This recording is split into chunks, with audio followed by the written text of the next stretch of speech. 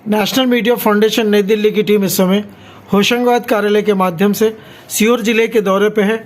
दौरे के दरमियान पिछले लॉगिंग पॉइंट को आज लच्छीराम जी अधिवक्ता जी के माध्यम से चालू किया जा रहा है। चूँकि वकील साहब एक ऐसे वर्ग से जुड़े हैं जो बहुसंख्यक के रूप में दोनों जिलों में जाने और पहचाने जाते हैं। आज मैं उनके दर्शन के लिए आया हूँ नेशनल मीडिया फाउंडेशन नई दिल्ली होशंगाबाद कार्यालय के माध्यम से। बीके हिंदुस्तानी चैनल में हम आज कुछ विशेष जानकारी यदुवंशी समाज के बारे में बताना चाह रहे हैं।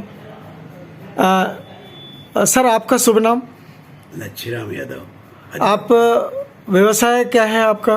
मेरा व्यवसाय वकालत है। वकालत, इसके अलावा किसानी भी है। किसानी।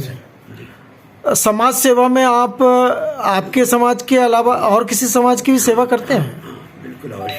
अच्छा। मैं अपने समाज का, मध्य प्रदेश यदुवंशी समाज का प्रांतीय अध्यक्ष रह चुका हूँ। जी।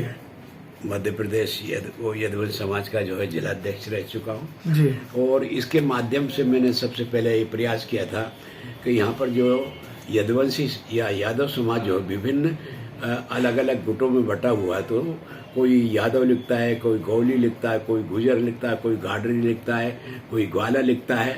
जी। मैंने सबसे पहले ये प्रयास किया, जितने भी गौली, गुजर, गाडरी, ग्वाला सभी को, यदुवंशी, अहीर, सबको एक विचार पर बैठाने का प्रयास किया। बैठाया, प्रयास नहीं किया, बैठाला भी। सबको सामूहिक भोज करके, उनकी मीटिंग करके, और सभी गांव में, जैसे कि यहाँ पर लाड़कुई क्षेत्र में 14 गांव जो है वो गौली समाज के हैं। जी। और उनसे सबसे पहले निवेदन किया, उनको बताया कि आप यादव हैं, यादव लिखा करिए। और करीब 15-20 साल से वो लगातार जो है यादव लिखते हैं। जी। उसके बाद में गुजर समाज को, गाडरी समाज जो है वो भी यादव के से जुड़े हुए हैं, उनको भी सब यादव लिखना शुरू करवाया। और आज हमारे क्षेत्र में करीब 20,000 मतदाता बुधनी विधानसभा क्षेत्र में यादव समाज के हैं। और यादव समाज के करीब 56 गांव बुधनी विधानसभा में आते हैं, जिसमें एक घर से लेकर के एक गांव में 50 घर वाले यादव समाज के लोग मिलेंगे, है ना। सभी को बैठाना, सबको शिक्षा दीक्षा, सामूहिक विवाह करवाना, ये मैंने यहाँ समाज के लिए काम किया। उसके साथ साथ में जैसे यहाँ पर मेहरा समाज एक बहुत बड़ा समाज होता है, उसका मध्य प्रदेश मेहरा समाज का मैं कानूनी सलाहकार रहा हूँ, उनके समाज में भी मैंने जोड़ा है। दूसरा, यहाँ पर जो है जैसे हरिजन समाज है, जांगड़ा समाज वगैरह, इनके जितने भी कार्यक्रम होते हैं, रुजन खड़ी में यज्ञ होता है, पूरी तहसील के महिला पुरुष वहाँ पर आते, 5-7 दिन का कार्यक्रम होता है। वहाँ पर भी उन लोगों के साथ में मैं रहा हूँ, उनके हर कार्यक्रम में भाग लेता हूँ। और उनका पूरे जो है जैसे जांगड़ा समाज है, उनका पूरे लोगों का सहयोग प्राप्त होता है मुझे। आप अधिवक्ता होने के नाते अधिवक्ता संघ में आपकी क्या भूमिका है? हाँ, अधिवक्ता संघ का मैं नसरुल्लाहगंज अभिभाषक संघ का 2 बार अध्यक्ष रह चुका हूँ। और मेरी सबसे बड़ी उपलब्धि यहाँ की है कि नसरुल्लाहगंज में पहले एक ही अदालत थी। 1988 में मैं जब अध्यक्ष था तो हमने जाकर के पूरा प्रयास करके नसरुल्लाहगंज एक छोटी सी जगह, जिसमें रेलवे लाइन भी नहीं थी, वहाँ पर एसडीओ के हेडक्वार्टर भी नहीं था, उसके पश्चात भी हमने यहाँ पर सेशन कोर्ट, एडीजे कोर्ट जो है पहले लिंक करवाई और बाद में फुल कोर्ट हो गई। इस समय यहाँ पर 4-4, 5-5 अदालतें चल रही है। इसके लिए अध्यक्ष होने के नाते मैंने पूरा प्रयास किया था। अभी वर्तमान में आपके अधिवक्ता संघ के अध्यक्ष कौन है? हमारे महेश्वरी, गोविंद महेश्वरी अध्यक्ष। वो नसरुल्लाहगंज के रहने वाले? नसरुल्लाहगंज के, मेरा जूनियर है। अच्छा, आपके जूनियर हैं। जी। आप भारतीय जनता पार्टी में भी आपकी महत्वपूर्ण भूमिका रही है और है भी। तो जब पार्टी लेवल पे आपने नसरुल्लाहगंज के लिए क्या क्या कार्य किया, कुछ ठीक 2 शब्दों में कहें तो? मैं 1967, जी, आज से 50 साल पहले जब 67 में एक चुनाव हुआ था, उस चुनाव में मैं नसरुल्लाहगंज में विद्यार्थी जीवन का आखिरी BA फाइनल था, ला फाइनल था, उसमें यहाँ पर आया था। यहाँ पर जो है ज्योति राजेश सिंधिया के पिता श्री माधवराव सिंधिया जी जी वो नसरुल्लाहगंज आए थे चुनाव में, और उन्होंने 1967 में जी उनका खुद का हस्तलिखित जैसा एक पंपलेट मेरे को बीजेपी को जनसंघ को पक्ष में बांटने को दिया था। और उस समय से मैं जनसंघ में सम्मिलित हुआ हूँ, और माधवराव सिंधिया का दिया हुआ जो पंपलेट है आज से 50 साल पहले का वो मैं आपके सामने पेश कर रहा हूँ ये, और इसी से मैं जनसंघ ज्वाइन किया।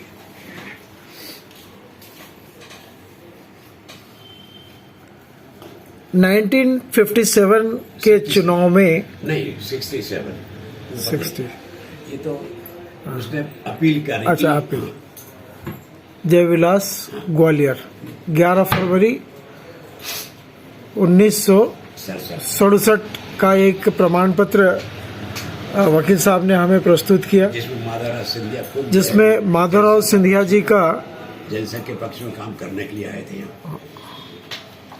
आप दर्शकों से निवेदन है कि मैं ज़्यादा से ज़्यादा नज़दीक लाकर आपको यह संदेश पढ़ाने का प्रयास कर रहा हूँ।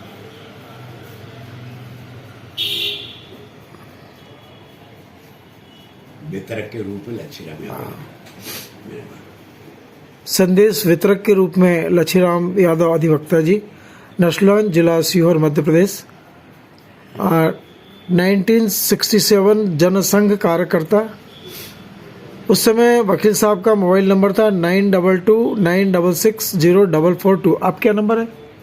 वो नंबर अब नहीं है? नहीं, यही वही है। अच्छा, वही है। तो मोबाइल चलते नहीं थे ना। हाँ, टेलीफोन मोबाइल कुछ नहीं थे।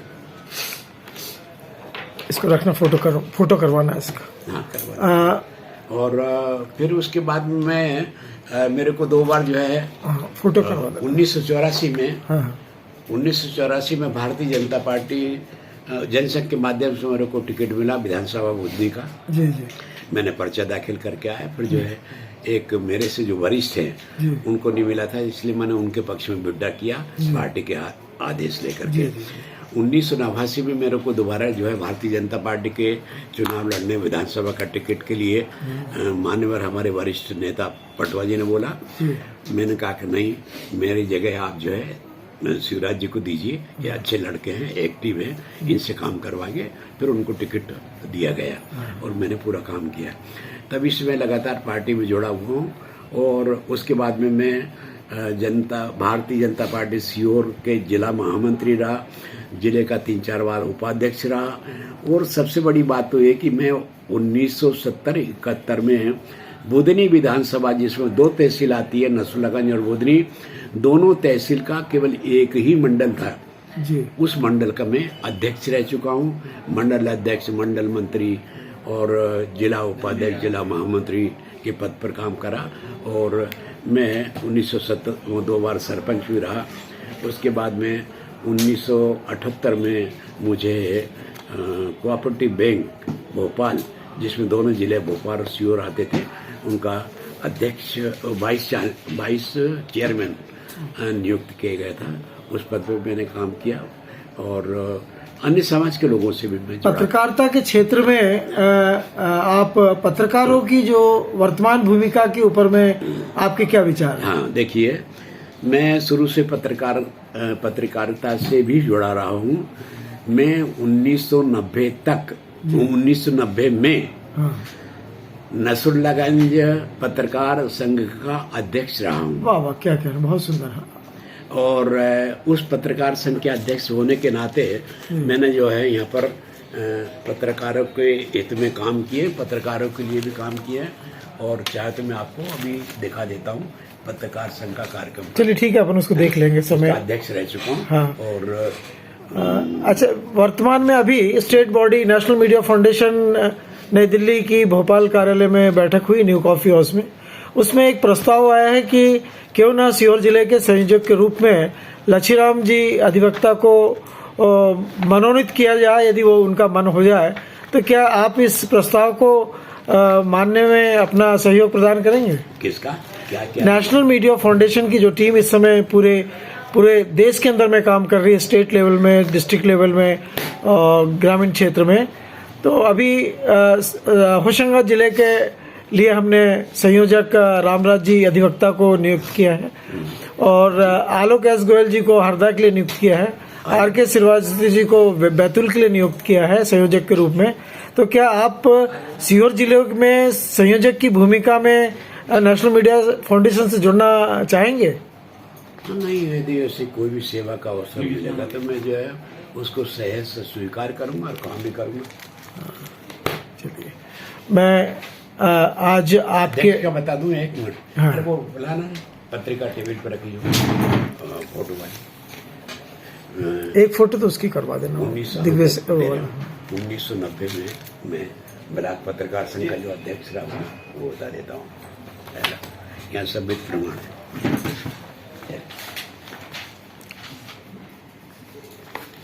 वकील साहब इस समय अपने पुराने जीवन में जो पत्रकारिता के क्षेत्र में उन्होंने काम किया उसकी प्रमाणित जानकारी नेशनल मीडिया फाउंडेशन नई दिल्ली को प्रदान कर रहे हैं। बीके हिंदुस्तानी चैनल आपको प्रमाण सहित अधिवक्ता जी द्वारा दिए गए प्रमाणों को दिखाने में प्रयास कर रहे हैं। मैं अध्यक्षता लक्ष्मी नारायण जी शर्मा, सहकारिता मंत्री लक्ष्मीनारायण शर्मा, मुख्य अतिथि शिवराज सिंह चौहान के आतिथ्य में विशेष अतिथि लक्ष्मीराम